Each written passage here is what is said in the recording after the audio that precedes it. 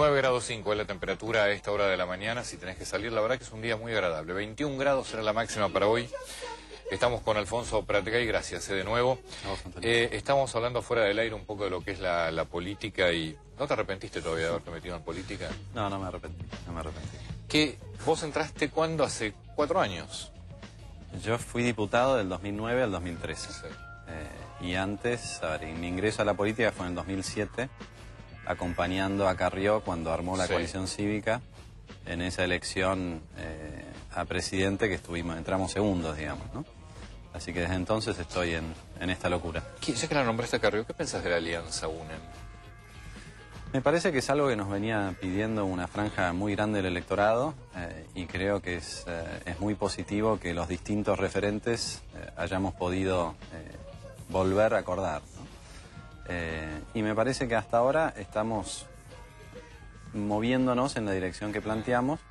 Hay que hacer muchas cosas más, pero lo que yo veo, por lo menos, es la respuesta de la gente es muy positiva. Yo he estado recorriendo mucho la provincia de Buenos Aires desde el 22 de abril que lanzamos UNEM, y realmente en todos los pueblos de la provincia de Buenos Aires hay un entusiasmo. Hay gente que decía, bueno, yo hasta ahora no me acercaba, pero ahora que los veo a ustedes, que se han puesto de acuerdo, me da esperanza, ¿no?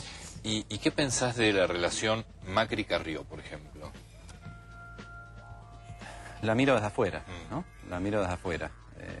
Creo que es cierto que es importante que el frente sea lo más amplio posible, y por eso se llama Frente Amplio UNEM.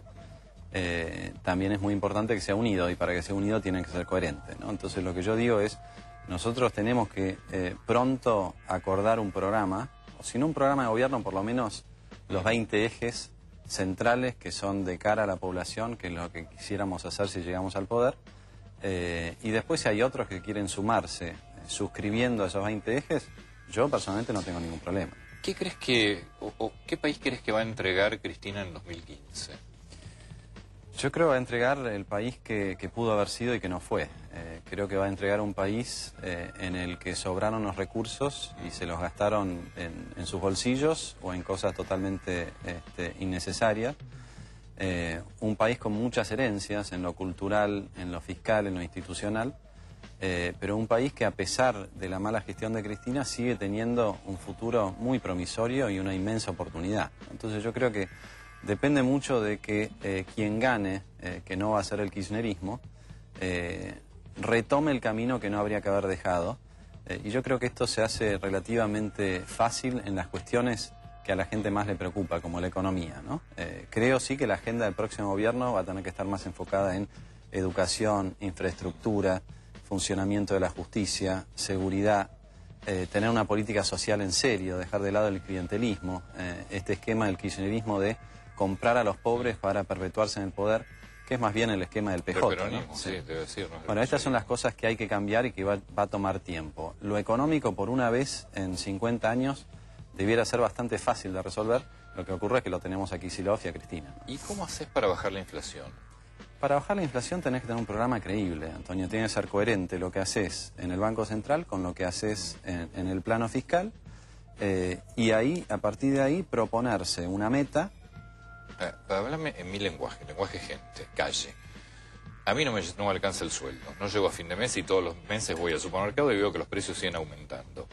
Primero, ¿es lógico que aumenten todos los meses los precios de cosas que no tienen por qué aumentar? No, son 3 o 4 países del mundo que tienen esta inflación, así que lógico no es. Está más baja que hace unos meses, porque hoy hay mucho menos volumen de venta, ¿no? Pero, ¿qué es la lógica? Esto lo hicimos, Antonio, nosotros cuando estábamos en el Banco Central. Nosotros asumimos en el Banco Central en el 2002. Y lo que dijimos fue, la inflación del 2002 era 40%. Dijimos, la del próximo año va a ser 15%. Está bien, pero tenías una economía que estaba parada también. Bueno, sí, una economía estaba parada, bueno, pero había que bajarla. Nadie agarraba ese asiento. Yo ahora escucho a todo el mundo, sí, claro, la economía estaba parada, qué fácil. No había un solo economista que agarrara ese asiento, ¿no? Teníamos la mitad del sistema financiero quebrado. No había regla de juego, no había absolutamente nada. Entonces, ¿qué es lo que te quiero decir? Lo que hicimos nosotros fue establecer un esquema de metas. Primero eran metas de lo que más importa del Banco Central, que es la cantidad de emisión de moneda. Y nosotros le dijimos a la gente, mire, nosotros no vamos a emitir más que esto, esto y esto en los próximos 4 trimestres. Nunca el Banco Central había cumplido 2 trimestres seguidos. nosotros cumplimos 7, creo que fue. ¿Qué te quiero decir? Fuimos restableciendo la confianza en las instituciones y en las autoridades económicas, que es central. Hoy nadie cree en nada, entre otras cosas porque el INDEC te viene mintiendo hace 7 años, ¿no? Entonces, si vos tenés un programa creíble, si los que están a cargo son creíbles, si vos prometés lo que podés cumplir y cumplís lo que vas prometiendo, eso cambia las expectativas. Después tenés que ordenar lo monetario y lo Cuando fiscal. el gobierno le hablas de esta forma, te dice, ustedes están pidiendo un ajuste, y de hecho le contestó al presidente de la UBIA que también pidió un ajuste. Con lo cual el gobierno te dice, están pidiendo un ajuste y el ajuste significa no más planes sociales, no asignación. No, eso es falso. El ajuste lo están haciendo ellos. A ver, ellos subieron la tasa de interés. Ellos devaluaron. Ellos ajustaron el salario real con paritarias por debajo de la inflación. Ellos anunciaron un tarifazo que ahora está llegando a las boletas de todos los hogares, no solamente de la ciudad de Buenos Aires, sino del resto del país. Sí. Ellos hicieron todo eso que dijeron que no iban a hacer y no sirve de nada porque nadie le cree. Es más, no hacía falta hacer este ajuste.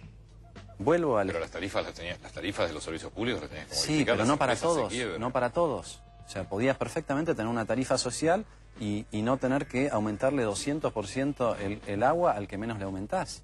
O sea, eso es ajuste. Distinto es enfocar la corrección de tarifas a los que hoy están recibiendo un subsidio no tenían que recibir. Déjame redondear esto, Antonio. Hablamos del tema fiscal. Hoy Argentina gasta 150.000 millones de pesos al año en subsidios. De esos 150.000, 100.000... Energía. No, 100.000 son para consumidores que no necesitan ese subsidio. Porque más de la mitad del consumo es clase media alta, alta. A esos los está subsidiando.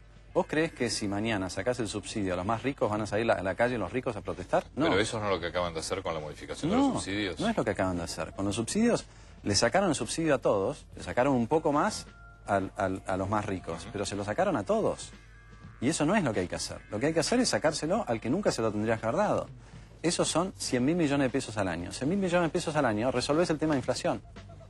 O sea, hoy, por subsidiar a los ricos, el Banco Central tiene que emitir 100.000 millones de pesos al año que provocan la inflación. Fíjate lo fácil que es. Ahora, si es tan fácil, yo me imagino que cualquiera, no Cristina... No te lo imagines, no te lo imagines. Pero yo me imagino que cualquiera que esté en el gobierno... Sos demasiado ingenuo, Antonio, no te lo imagines. No, pero no es así. ¿Por qué no? Mirá lo que acaba... El gobierno va a querer hacer las cosas medianamente bien, no va a querer hacer. Para quedarse. Bueno, eso es lo que debiera ser, pero no es lo que es. Kicillof va a París.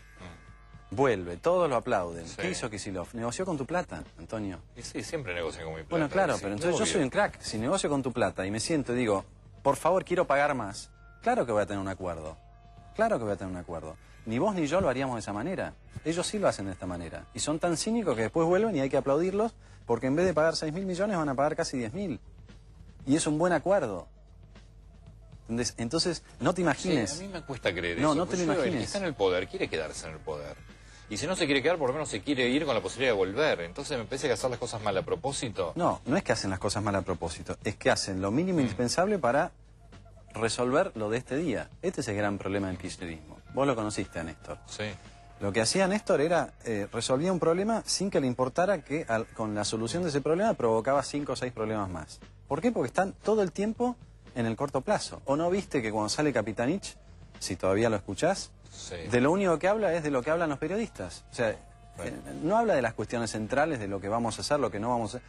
¿Hay un plan estratégico? No hay un plan estratégico. Aparece Randazzo con los trenes. Bueno, resulta que hasta hace poco no tenemos trenes, ahora tenemos los vagones y somos los genios. No hay un programa de infraestructura nacional. No, es cierto eso, bueno, pero no hay, yo lo que veo es que no lo tiene nadie además, porque no escuchás a líderes de la oposición, ni del oficialismo, ni posibles candidatos a reemplazar a Cristina. Nadie está hablando de un plan detallado de 5 o 10 años como necesita un país. Nosotros estamos elaborando eso. Nosotros cada vez que nos presentamos, hablo ahora de la coalición cívica 2007-2011, teníamos una plataforma muy completa. El problema es que nadie la mira la plataforma y también que nosotros no la transmitimos bien, evidentemente. Pero lo que hay que hacer en política tributaria, lo que hay que hacer en política agropecuaria, lo que hay que hacer en infraestructura, lo que hay que hacer en planes sociales... Antonio, la asignación por hijo es una idea de la coalición cívica, claramente. Empezó con Lilita en el 96. Fue la bandera que yo usé en mi campaña en el 2009 para llegar al Congreso de la Nación. En este distrito, en Capital Federal, que no es tan importante realmente la asignación por hijo. Después vinieron ellos, se la chorearon y como todo lo que hacen, lo implementan mal. Entonces la asignación por hijo no es universal, no llega a los que tienen que llegar Y en muchos casos es clientelar. Yo recorro el país, Antonio, y la gente me cuenta, sí, claro, yo voy a recoger la asignación por hijo, pero después no me tengo que perder el acto, ¿no? Bueno, estas son las cosas que tenemos que cortar de raíz y esta es la promesa que tenemos que hacer si somos gobierno. Soledad, Mariana, no sé, ¿quién empieza? Alfonso, vos hablabas del acuerdo con el Club de París. Cuando se anuncia esto en Ministerio había unas pegatinas de afiches, le dedicaban en realidad algunos personajes, entre ellos estaba La Nata. Personas, y otros, digamos, no digamos personajes. Bueno, personajes públicos en realidad, personas, sí, pero personajes públicos. Sí. Estabas vos, una foto tuya con algunas frases. ¿Cómo te caen este tipo de scratches, expresiones? No, no es un scratch, es un elogio. Si vos lees lo que yo dije ahí, se cumplió exactamente lo que yo dije. La intención era otra, pero... Sí, se equivocaron. Si nos están escuchando van a tener que rajar a alguien en el Ministerio de Economía. Yo dije en esa cita que ponen ellos dije dos cosas. Primero, Kicillof no sabe qué está negociando. Creyó que debía 6.000 y volvió con la firma de 9.700. A mí me parece que no sabía lo que estaba negociando. Y lo segundo que dije es que, aunque se acuerde con el Club de París, no esperemos que la plata va a venir al día siguiente, ni mucho menos. Y lo sigo diciendo en la nota, por supuesto hay partes que editaron de la nota. Entonces, sí, hay otros a los que escracharon. A mí me dieron la razón. Me encanta que lo vuelvan a hacer, porque lo vuelvo a repetir. Kicillof negoció pésimo. Se bajó los pantalones, si me permiten la expresión, porque están tan desesperados por agarrar $1 y llegar al final del mandato, que es lo que hicieron. Y después, yo digo, ojalá me equivoque, acá sí, espero sinceramente equivocarme, acordar con el Club de París no significa que al día siguiente los que te prestaron durante años y nunca cobraban, te van a volver a prestar. No, pero es... Digo, este gobierno cualquiera lo tenía que cerrar ese tema. Sí, tenía que cerrarlo. Yo no lo hubiera hecho ahora. Yo no lo hubiera hecho ahora, lo dije siempre. Esto te cuesta. Mira, la certeza que tenés es que de acá al final del mandato, 1.500 millones de dólares de reservas que están complicadas. Son 7 meses de dólar ahorro. Que Alfonso, es lo que... dijo Kicillof que había una línea de créditos con el Banco de Francia. Lo desmintió después. Y dijo... que parte... No, lo desmintió después. Pero que ya se tenía esa línea de créditos. Por lo tanto, no hacía falta el acuerdo con el Club de París. Esa línea se tenía... Eran 3.000 millones de dólares. Sí, pero era anterior al acuerdo con el Club de París. Con el Club de París, es más, ni siquiera hay acuerdo formal. Lo que hay es un preacuerdo con el ministro de Finanzas de Francia, que es el que aglutina a todas las naciones. Ahora hay que hacer un acuerdo con cada uno de esos países. Hasta que no hagas el acuerdo con cada uno de esos países y hasta que no pagues todo lo que tenés que pagar, no estás todavía en default. Entonces, pero el reconocimiento de la deuda, cuando dicen los 9.700 millones de dólares, ya se venía hablando hace años de que eran los intereses y el propio Club de París o el grupo de países que integran este fondo. No se venía hablando que eran 9.700. En los números oficiales del gobierno decían 6.089 millones de dólares. Y en todo caso, claro que hay punitorios. Ahora, estos punitorios son de un periodo de 13 años. El default empezó en el 2001. Si yo hago bien los números, acompáñenme en esta cuenta, de esos 13 años, 11 años, había un presidente cuyo apellido era Kirchner. Entonces, de esos 3.700 millones de dólares de punitorios de 13 años de estar así con los brazos cruzados, 11 hay que adjudicárselos al kirchnerismo. A ver, en la vida cotidiana la gente, porque nosotros decimos, bueno, se cerró con el Club de París, esto a la Argentina le implicaría en algún momento recibir plata fresca de afuera, si es que esto se termina cerrando.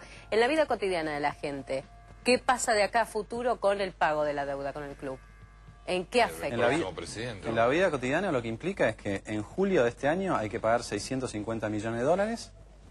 Para un gobierno que está cuidando cada dólar son 650 millones de dólares y el año que viene va a haber que pagar otros 700 millones de dólares más porque es una cuota más intereses. ¿Qué implica para la vida de la gente? Hoy absolutamente nada. Lo que implica es la certeza de que vamos a tener menos reservas. ¿Cuál es la estrategia del gobierno? Porque como dice Antonio, no son tan tontos, aunque sí muy cínicos. La estrategia del gobierno es hacer todos los deberes que puedan hacer lo antes posible para que la Corte Suprema de Justicia Americana nos dé un perdón. Entonces, acordaron con los juicios que había en el Banco Mundial. Pagaron una parte, dijeron el resto, bueno, lo pagará no sé quién, y pago de más por las dudas, ya que estoy. Acordaron con Repsol. Repsol nos tenía que pagar a nosotros los pasivos ambientales, resulta que nosotros le pagamos casi 6.000 millones de dólares. Le pagamos de más al Club de París. Vamos al fondo a que nos elogien. Todo esto son gestos desesperados para que la Corte Suprema Americana nos tenga piedad. Bueno. ¿Y qué creen que va a hacer la Corte de Estados Unidos? ¿Qué sensación hay en el mercado? En el mercado la sensación es que la Corte no va a rechazar el caso. que una de dos, o toma el caso o le pide al gobierno, al solicitor general de Estados Unidos, al gobierno americano, que emita una opinión sobre el caso. Si es cualquiera de esos dos escenarios, pasa al año que viene y Argentina resuelve esa situación. ¿Qué vas a hacer en lo político? Porque hoy vos ya dejaste la Cámara, estás trabajando dentro del espacio de la coalición cívica en lo que es la Alianza UNEN. ¿Qué vas a hacer? Yo voy a hacer lo mismo que hice en la última elección. En la última elección yo fui a una primaria convencido como de... senador. Sí, pero no importa el cargo, digamos. Yo fui convencido de que ese aporte permitía tener un espacio más amplio,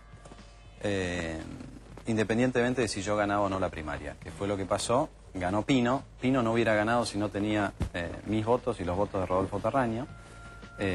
Y gracias a que hicimos ese esfuerzo generoso, hoy tenemos un senador que no es Filmus y que es de nuestro espacio. Esa misma lógica yo la voy a llevar a la próxima elección.